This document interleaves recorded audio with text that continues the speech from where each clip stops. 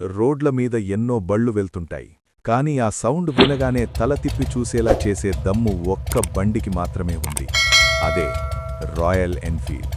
ఇది కేవలం ఇనుముతో చేసిన యంత్రం కాదు, తరతరాల ఎమోషన్. తుపాకీని తయారు చేసిన చేతులే ఈ బైక్ని కూడా తయారు చేశాయంటే మీరు నమ్ముతారా?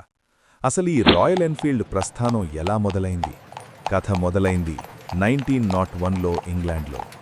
బాబ్ వాకర్ స్మిత్ మరియు జూల్స్ గొబియట్ అనే ఇద్దరు వ్యక్తులు కలిసి మొదటి మోటార్ సైకిల్ను డిజైన్ చేశారు. వీరు మొదట పనిచేసింది ఆయుధాల కర్మాగారంలో. అందుకే వీరు తయారు చేసిన బైక్ కూడా తుపాకీ అంత పటిష్టంగా ఉండాలని భావించారు. అందుకే దీనికి మేడ్ లైక్ ఏ గన్ అనే ట్యాగ్ లైన్ వచ్చింది. మొదటి ప్రపంచ యుద్ధం, రెండో ప్రపంచ యుద్ధం, ఇలా ఏ యుద్ధమైనా సైనికులకు తోడుగా నిలిచింది ఈ రాయల్ ఎన్ఫీల్డ్.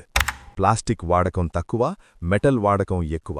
అందుకే ఇది రోడ్డు మీద రారాజులా నిలబడుతుంది. కాలం మారింది, టెక్నాలజీ మారింది, కానీ బుల్లెట్ క్రేజ్ మాత్రం తగ్గలేదు.